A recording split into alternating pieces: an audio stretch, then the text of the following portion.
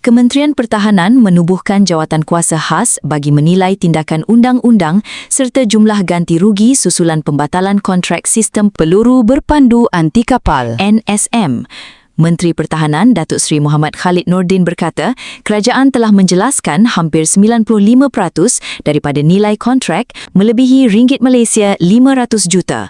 Tuntutan bukan sekadar pemulangan bayaran asal tetapi juga ganti rugi akibat pelanggaran kontrak.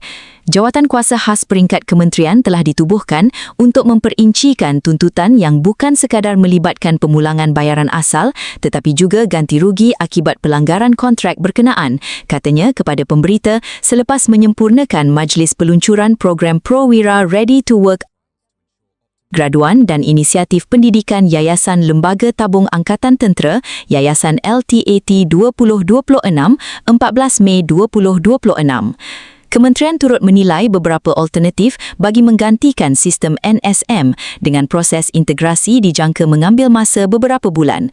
Bagaimanapun, pembatalan NSM tidak menjejaskan jadual penyerahan kapal tempur pesisir pertama KD Maharaja Lela kepada TLDM pada Disember ini.